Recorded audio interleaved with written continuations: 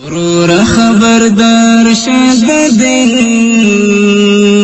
ځان جوړ رښتینی مؤمن ورور خبردار قدرمنو اوریدونکو ستاسو پام راوړو د الحاج مولوي محمد یاسین فهیم صاحب د شرعي پوښتنو ځوابونو ته په همدې هیله چې دا خپرونه تر پایه پورې واورئ. زده کړه د اسلام لو فرض زده کړه د اسلام لو فرض نور کړه دا کله بس فزین ځان جوړ بسم الله الرحمن الرحيم.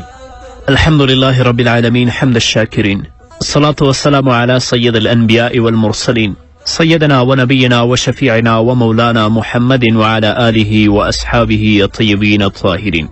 قدرمن اوریدونکو د رښتینې مومن د خپرونې مینوالو السلام علیکم ورحمت الله وبرکاته. ستاسو روغتیا او خوشحالي د پاک رب نه غواړم په دې هیله چې د صحت او عافیت جامې په تن ولرئ او خوشحالي مو په برخه وي. دا د زه محمد یاسین فهیم د رښتینې مومن خپرونه پیلوم. رابه شو ستاسو پیغامونه به واورو چې زموږ ورونو د کم ځای نه پیغامونه پرېښي او څه پوښتنې لري. نو لومړنی پیغام به واورو. السلام علیکم. فضل احمد د هلمند ولایت څخه د لښکرګاه ښار څخه پیغام لیږدم. محترم مولوي صاحب، زما یو پوښتنه ده. د شهید کالي چې په وینو یې او په کور کې پراته یې دا یعنې پرې وکړه او که ورسره دفن کړو. محترم مولوي صاحب تاسو څخه ډېره مننه. د خدای په امان. السلام علیکم. وعلیکم السلام. په دغې مسله باندې په تېرې خپرونه کې موږ هم وغږېدلو چې ځینې هغه شهیدان دي چې هغو ته غسل هم نه ورکول کیږي او په خپلو جامو سره هغه دفن کیږي. هغه جامه چې د هغه د کفن نه زیاته وي لکه پوستین شو بوټان شو دا به ترې لرې کیږي یا وسله شوه نورو جامو سره به هغه دفن کولی شي هلته دفن کیږي به که د دې جامه د کفن لپاره کفایت که و پوره و صحیح که کمه و زیاته دي شي او که زیاته و کمه دي شي. اما هغه شهید ته چې کفن ورکول کیږي جامه ترې ویستل کیږي نو هغه جامه داسې ضرور نه ده چې په کور کې دې وساتل شي یا هغه سره دې په قبر کې دفن کړی شي. کولی شي چې هغه وینځي او د هغو جامونه په عامه طریقه باندې استفاده وکړي. بل پیغام واورو. بله سلام علیکم حاجي مولوي صاحب. اسماعیل پنجشیر څخه که څوک چاته ووایي چې په تا د ښځه طلاق یې که دغه کار دې وکړه او یا چاته قسم ورکوي چې په تا د قسم په الله ورکوي چې ته به دغه کار کړې او ولو که هغه کار خلاف د شریعت هم وي آیا دا هانس د قسم کیږي؟ او بل ما خوب لیده چې رئیس جمهور کرزی صاحب د موږ مېلمه وي او ما په لاس اوبه ورچولې. غواړم ته د دې خوب تعبیر ما ته ووایئ. السلام علیکم. مننه حاجي صاحب. ستاسو نه هم مننه کوم. طلاق چې دی د خپل په اختیار کې دی. د بل چا په طلاق باندې طلاق نه واقع کیږي. که څوک تا ته قسم درکوي یا تا ته وایي چې طلاق دې وي که تا دا کار وکړه یا دې دا کار کړی وي تر څو چې د په خپله ژبه باندې انسان طلاق د طلاق الفاظ ذکر نه کړي طلاق کله هم نه واقع کیږي. همدارنګه تر څو پورې چې د قسم الفاظ یا کلمې په خپله ژبه باندې یاد نه کړي د بل چا په قسم باندې قسم هم نه کیږي. او د خوب په باره کې زه څه نه شم ویلی چې ستا مطلب دا دی چې تاسو کره راځي تاسو ورته لاسونه وینځئ مینه به دې ورسره وي نو کیدای شي چې راشي ورسره نږدې نه ووینې. بل پیغام به واورو. السلام علیکم حاجي مولوي صاحب. ته زما دا پیغام جاوید احمد هلمند ولایت نه خبرې کوم چې یو سړی پر یو وظیفه باندې مثلا چوکیداري کوي د شپې یو غل ټینګ کې یو شي ورسره ټینګ کې بیا دته دا خاوند معلوم نه وي که دا خاوند پیدا شي هغه دا شی دی ورته تسلیم کړي هغه په شیرینۍ کې 1500 یا 200 د اسوار کې دغه پیسې دا چوکیدار ته ارام دي که نه؟ دا ستاسو همکاري ده د هغه مسلمان رور سره چې د هغه مال په غصب سره یا په جبر سره یا په غلا سره وړل کیږي. نو تاسو د یو مسلمان په صفت باندې چې تاسو هغه سره همکاري کړې هغه سره همدردي کړې ده د هغه مال چې مسؤول و محفوظ و د غله د لاسه تاسې بیرته لاس ته راوړی دی چې تاسو یې هغه ته تسلیموئ که تاسو غوښتنه نه لرئ هغه په خپل زړه باندې تاسو سره څه همدردي او همکاري کوي لکه څنګه چې تاسو ورسره کړې په دې کې هیڅ کومه ستونزه نشته دی. هغه ستاسو دپاره روا دی مشکل پکې نشته. بل پیغام واورو. بله السلام علیکم. د رښتیني مومن خپرونې ته پیغام پرېږدم. مولوي صاحب سلامونه مې ومنه. زکریا غورځنګ یم د خوست څخه. پوښتنه دا لرم چې د ناول لیکل څه ډول دي، ګناه لري او که نه؟ البته د ناول موضوع مینه او زموږ په ټولنه کې په بدو رواجونو باندې راڅرخي. بس عمر دې راته اوږد شه، ژوندی دې وي. ستاسو ژوند هم د الله نه غواړم په اصل کې ناول وپیژنو چې ناول څه ته وایي او هغه لیکوال چې ناول لیکي د هغه مطلب او هدف څه وي. نو په اصل کې ناول لاتینی کلمه ده. چا چې ادبیات لوستی وي هغه به په دې باندې ډېر ښه پوهیږي. ناول لاتینی کلمه ده د عجیبه څیز په معنا او په ادبي اصطلاح کې د هغو انساني جذباتو او احساساتو بیان کوي چې په اظهار یې او په ښکاره کولو یې د نورو انسانانو همدردي پیدا شي. په ناول کې انساني ژوند لوړې ژورې موجودې وي. په دې کې شک نشته که چا ناول لوستی وي. د انسان له پیدایښت څخه تر پایښته پورې چې کوم واقعات پیښیږي د ټولو تصویرونه د خپل فن سکالو یعنی موضوع ګرځوي. د ناول دنیا د حقیقي دنیا په شان د زمان او مکان او په نړۍ کې د پیښو د رښتینوالي پر بنا ولاړه ده. نو که داسې ناول ولیکل شي چې واقعا زموږ مسلمان رور ته او زموږ مسلمانې خور ته پاک احساس ورکړي او داسې تصویرونه او داسې انځورونه په هغه کې په نښه شي چې واقعا په هغې باندې لوستونکی عبرت واخلي، نو داسې ناول ډیر ښه دی. او که داسې ناول لیکل کېږي چې واقعا لا هم زمونږ د خویندو او زمونږ د ورونو احساسات لورم خرابوي، د اسلام مقدس دین نه منحرفوي، فحشا او منکراتو ته متوجه کوي، د داسې نیکه ناول لیکل په اسلام کې حرام دي. یو ناول د لیکل شوی دی په نامه د حیاناکه. که چا سره وي د هغه ناول په اصل کې په اردو ژبه باندې لیکل شوی دی، پښتو ژباړه هم شوې. تاسې مطالعه کوئ چې څه عجیب نکاتو ته په دې ناول کې اشاره شوې او هر ځوان او هر زموږ خورې چې مطالعه کړي واقعا د هغه نه یو نیک برداشت کوي او هغو دپاره د هغه په لوستلو کې ډېر عبرتونه موجود دي. داسې ناول ښه دی. اما هغسې ناول چې لا نور هم موږ خراب کړي، موږ د خپل فرهنګ نه او د دین نه منحرف کړي، بیا هغه د لیکل هم حرام دي، لوستل هم حرام دي. بل پیغام به وورو. السلام علیکم، زه سلیمان د پکتیا ولایت د زرمت ولسوالي څخه تاسو سره په تماس کې یم.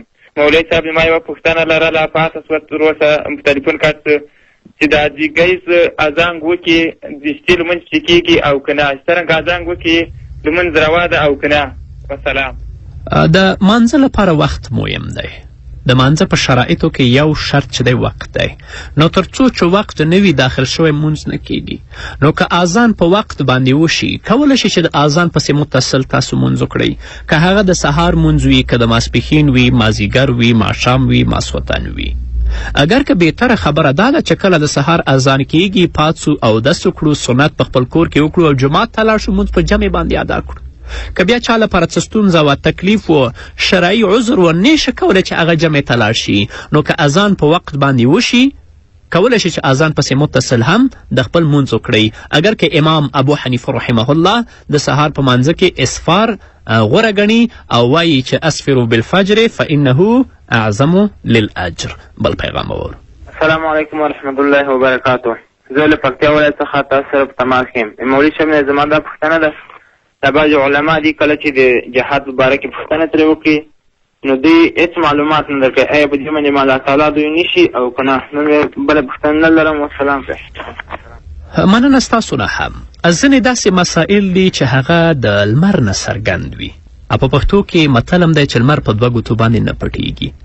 بیا هم د هغو شریکول داسې خلکو سره چې هغوی تاسو په تکلیف کې، په زحمت کې او په مصیبت کې واچوئ، داسې سائل به د الله په غضب کې ګرفتاروي. ګوره، اما که ځینې داسې مسائل وي چې د هغه په باره کې تاسو معلومات نه لرئ او غواړئ چې تاسو ته موضوع په ښه توګه باندې واضح شي او څرګنده شي، یو عالم نه چې تاسو پوښتنه کوئ چې په هغو شاوخوا کې بل عالم هم نه وي، که دا عالم بیا دا مسئله تاسو نه پټه کړي نو دا به بیا د الله په عذاب کې ګرفتاروي.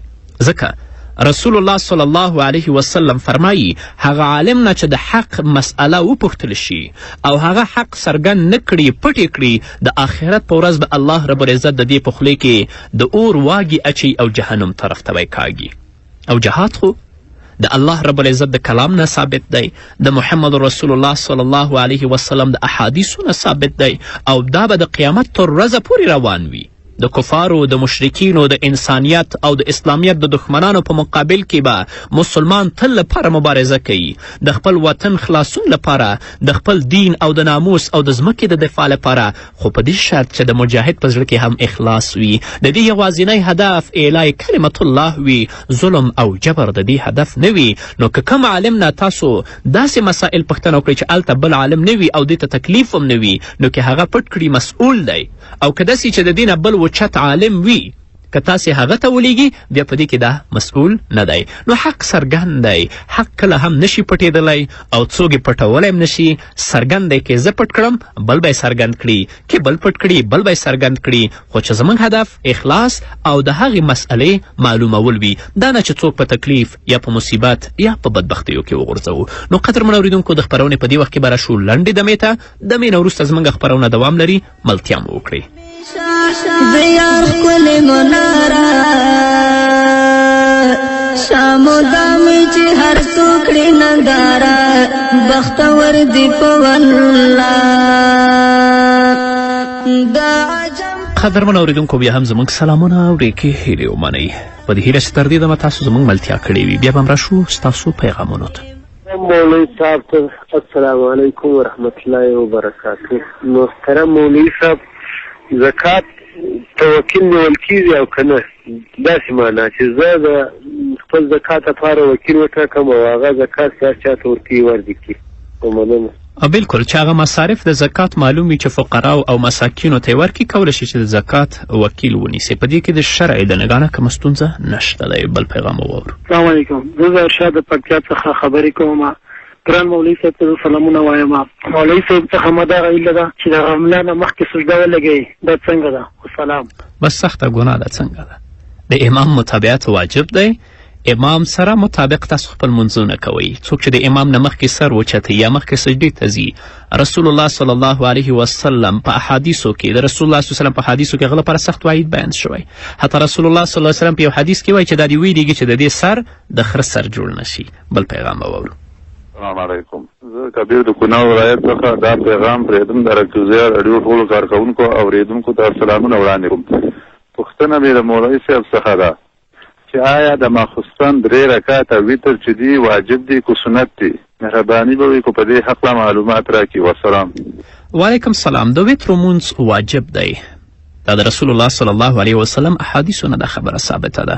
تاسو ابو داود اول جلد 208 صفحه، همدارنګه مشکات 114 صفحه وګورئ. هلته حضرت بريده رضی الله عنه فرمایي: سمعت رسول الله صلی الله علیه وسلم یقول الوتر حق فمن لم يطر فليس منا، الوتر حق فمن لم يطر فليس منا، الوتر حق فمن لم يطر فليس منا.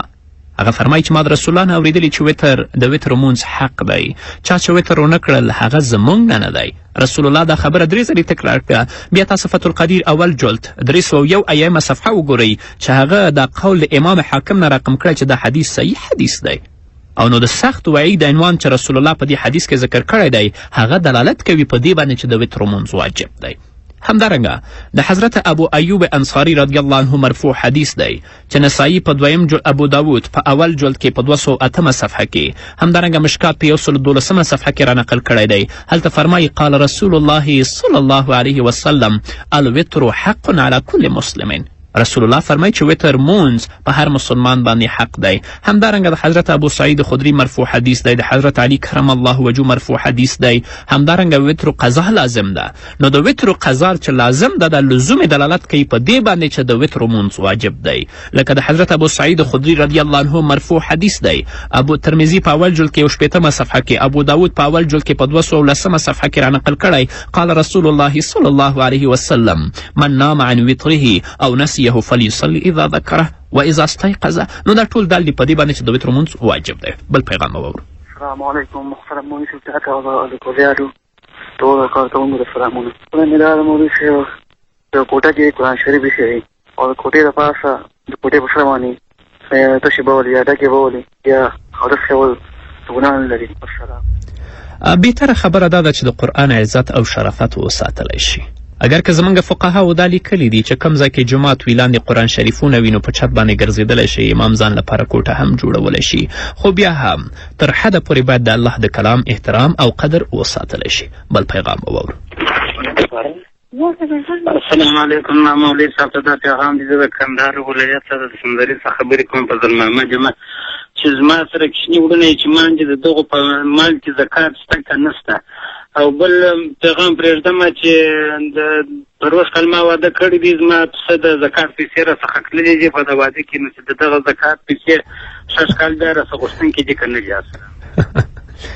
هغه نابالغ چې تاسو سره په کورنۍ کې ژوند کوي چې د هغو ملکیت وي، شخصي ملکیت، د هغو په مال کې زکات نشته تر څو چې حد بلوغ ته ورسیږي. که هغه یتیم وي که نه وي، حتی که یو پلار دی د خپلې لور دپاره هغه پیسې جمع کوي د هغې په ملکیت کې، یا پلار دی د خپل زوی دپاره چې حد بلوغ ته نه دی رسېدلی د هغې په ملکیت کې پیسې جمع کوي، نو تر څو چې دوی حد بلوغ ته نه رسېدلی په دې مال کې زکات نشته. حتی که یوه مور د هغه سره ډیر سره زر دي په هغو باندې زکات واجب دی، خو لاکن که د سره زر د خپل د لور ملکیت وګرځول چې هغه لا ماشومه ده نو زکات یې ساقط دی تر څو چې حد بلوغ ته ونه رسیږي. نو چې حد بلوغ ته نه رسېدلی د صوبي په مال کې زکات نشته، زموږ د فقې ګڼو کتابونو په دې باندې تصریح کړې ده. او هغه د زکات مال چې تا پیسې تا بیلې کړې وي او هغه د فقراو مساکینو یعنې مصارفو د زکاتو ته ونه رسولي، هغه تا په خپله په واده کې مصرف کړې، نو زکات په تا باندې لازم دی، هغه به بیا ادا کوي، که په واده کې لګولي او که په بل څه کې لګولي. بل پیغام واورو. السلام علیکم. حاجي موري محترمه، زه جمال الدین مینوال د هلمند ولایت د باباجي څخه تاسو ته پیغام پیږم. حاجي موري محترمه، زما پوښتنه دا ده که چیرې یو سړی قسطن کفاره باندې واوړي په روژې کې او بله ورځ بیا قسطن وخوري، آیا کفاره یوه ده که دوې؟ هغه پوښتنه حاجي موري صاحب هیله مې ده چې دا پوښتنه راته جواب کړي. السلام علیکم. سلامونه مې ډېر ومنه. وعلیکم السلام. تعدد د کفارې یا تداخل د کفارې په تعدد د افطار سره په دې کې زموږ د فقهاو اختلاف دی. که یو سړي یوه روژه په قصد سره خوړلې وي یا داسې عمل اجرا کړی وي په قصد سره چې په هغې باندې د دې روژه فاسدیږي، نو که په یو ورځ کې اوسیږي څو واره یوه کفاره د دې نه کفایت کوي. لکه یو وارې روژه په قصد سره وخوړله، د هغه نه وروسته بیا خوراک وکړه، بیا یې خوراک وکړه، بیا یې خوراک وکړه، نو یوه کفاره دې دپاره کفایت کوي چې 2 میاشتې مسلسل روژه ونیسي. په دې باندې ټول فقها متحد دي. اما که داسې وه چې نن یې هم روژه قصدن وخوړله، سبا یې هم وخوړله، 10 ورځې نوره یې هم وخوړله، نو اوس وګورو چې په دې باندې 2 کفارې دي یا د هرې ورځې بیله بیله کفاره ده. نو جمهور علما دا وایي چې 2 ورځې دې روژه قصدن خوړلې د هرې ورځې به بیله بیله کفاره ورکوي، ځکه هغوی وایي لأن کل یوم عبادة منفرده، هر ورځ بیل بیل عبادت دی. فاذا وجبت بافساده لم تتداخل كرمضانین وكالحجتین. فقه اسلامي په 3 جلد کې 1042 صفحې کې دې مسئلې ته وضاحت ورکړی دی. نو د هرې ورځې به بیله بیله کفاره ورکوي. لکن زموږ احناف علما هغوی په دې باندې متفق دي. هغوی وایي که یو سړي یوه روژه خوړلې وي، 2 یې خوړلې وي، 10 یې خوړلې وي، نو یوه کفاره د هغه نه کفایت کوي. حتی احناف فقهاو دا لیکلي دي چې سږکال دې یوه روژه قصدن وخوړله، کفاره پې لازمه ده، خو کفاره یې له ادا کړې نه ده، په راتلونکي رمضان کې بله وخوړله، نو بیا هم یوه کفاره د دې نه کفایت کوي. زه به عبارت درته وایم: وتجزي كفارة واحد عند الحنفية عن جماع وأكل متعمد متعدد في أيام لم يتخلله تكفير ولو من رمضانين على الصحيح، فإن تخلل تكفير لا تكفي كفارة واحدة في ظاهر الرواية، لأن الكفارة جزاء عن جناية تكرر سببها قبل استيفائها والمقصود بها الزجر، فيجب أن تتداخل كالحد ويحصل بها مقصودها، وفي حال تخلل التكفير لم يحصل زجر بعوده لانتهاك حرمة الشهر. که سکال روژه وخوړله خو کفاره یې وکړه، په راتلونکي رمضان کې بله وخوړله، د هغې به بیله کفاره ورکوي. بل پیغام به واورو. راته ښکاري دا زموږ اخرنی پیغام دی. بله، السلام علیکم محترم مولوی صاحب. السلام علیکم ورحمت الله وبرکاتو. زه فضل احمد خاصاب د هلمند ولایت د لشکرګاه ښار څخه تاسو ته پیغام یږدم. محترم مولوی صاحب، ستاسو مې یوه دا پوښتنه ده چې د الله جل جلاله نه نوي نومان دي، مګر د خدای جل جلاله نوم نشته، نو وجه څه شی ده؟ او دوهمه پوښتنه مې دا ده چې یو نفر بې ګناه شهید شو، نو کالي یې په شفاخانه کې ځینې کښلي وه، نو خپل کورنۍ یې په خو ویني چې زما کالي بې ځایه پراته دي، نو موږ څک په وکړو او چې ویمنځو او چې په خاوره کې دفن کړو ورسره. وسلام. وعلیکم السلام. د دغې مسئلې ځواب خو دې په اول پیغام کې تیر شه. د دې اول سوال ځواب دې درته ووایم چې استعمال لفظ د خدای یا خدا یا په نورو لغتونو کې چې کم نومونه د الله لپاره ټاکل شوي په دې کې کم باک نشته. زموږ فقها لیکي کل اسم جاء اطلاقه على الله تعالى في القرآن والسنة والذي لم يكن في القرآن والسنة ولكن كان بمعنى هذا الاسم أو مرادفا له صح إطلاقه على الله تعالى سواء كان من لغة العرب أو العجم إذا لم يكن في مفهومه وإطلاقه نقص. نو اطلاق د لفظ د خدایم په الله باندې کیږي، لفظ د خدام په الله باندې کیږي، یا په نورو لغتونو کې چې انګلیسي ژبه وي یا ترکي ژبه وي. زه به هغه درته نه وایم چې د هغه په اطلاق کې کوم نقص نه وي، نو اطلاق په الله باندې کیږي، په دې کې کوم مشکل نشته. تاسو روح المانی نه هم جلد 121 صفحه تر 123 صفحه پورې وګورئ، په دې ډېر لوی بحث کړی دی. هلته لیکلي ومال الیه القاضي ابو بکر لشیوع اطلاق نحو خدا و تکری من غیر نکیر فکان اجماع. نو اجماع ده په دې باندې. اگر که وروسته بیا علامه آلوسی رحمه الله په دې کې د خپل نظر هم ښودلی دی. همدارنګه شرع عقاید 29 صفحه تاسو وګورئ، هلته لیکلي واذا ورد بالشرع باطلاق اسم بلغة واذا ورد الشرع باطلاق اسم بلغة فهو اذن باطلاق ما يرادفه من اللغة او من اللغات الاخرى. بیا نبراس شرح د عقاید 1 صفحه وګورئ، هلته یې لیکلي قال بعض المحققين لا نزاع في جواز اطلاق اسمائه الاعلام الموضوع في اللغه كخدای بالفارسیه و تنکری بالترکیه. په دې کې کوم شک نشته دی. نو چې په اطلاق کې کوم نقص نه وي نو کیدای شي اگر که هغه په قرآن کې راغلی هم نه وي. نو قدرمن اورېدونکو د سټډیو ساعت چې ګورم وخت مې نور مخستی. دا وه زموږ نننۍ خپرونه چې ستاسو درانه حضور ته وړاندې شو. تر بلې خپرونې پورې چې زه بیا هم ستاسو درانه حضور ته راځم، تاسو ټول په پاک رب سپارم. پاتې ژوندم نیکمرغه، ښاد، بریالي او کامیابه اوسئ. ځان کړم که رښتینی مؤمن، ورور خبردار شه د دین. ځان کړم رښتینی مؤمن، ورور خبردار شه